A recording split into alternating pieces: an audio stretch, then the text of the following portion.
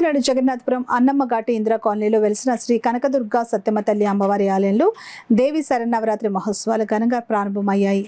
October 2వ తారీఖు గురువారం వరకు దేవి శరన్నవరాత్రి ఉత్సవాలు ఘనంగా నిర్వహిస్తున్నామని, ఈ 9 రోజులు అమ్మవారికి ప్రత్యేక పూజలు, నవవర్ణార్చన, మహిళలతో కుంకుమ పూజలు, చిన్నారులతో సరస్వతి పూజలు నిర్వహించడం జరుగుతుందని గత 16 సంవత్సరాలుగా ఈ ఉత్సవాలను ప్రారంభించి దిగ్విజయంగా పూర్తి చేస్తున్నామని, ఈ ఉత్సవాలకు సహకరించిన దాతలకు, వార్డు ప్రజలకు, భక్తులకు ఆలయ కమిటీ సభ్యులు కొవ్వూరి అచ్యుత శ్రీనివాసరావు కృతజ్ఞతలు తెలిపారు. ఈ కార్యక్రమంలో కమిటీ సభ్యులు వంకాయల శ్రీనివాసరావు, ఆవుపాటి ఉమాశంకర్, శీలకృష్ణ, పసుపురెడ్డి శ్రీనివాస్, కాళ్లకూరి వీరభద్రం, వానపల్లి వీరబాబు, పెద్ద సంఖ్యలో మహిళలు, భక్తులు పాల్గొన్నారు.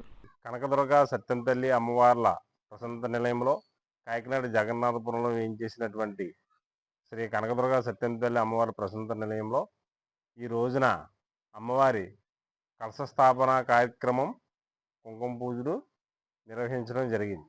అలాగే ప్రతిరోజు కూడా ఉదయం కుంకుమ పూజలు, సాయంత్రం కుంకుమ పూజలు మహిళా భక్తులతో, విద్యార్థులతో అందరితో కూడా ఘనంగా నిర్వహించబడును.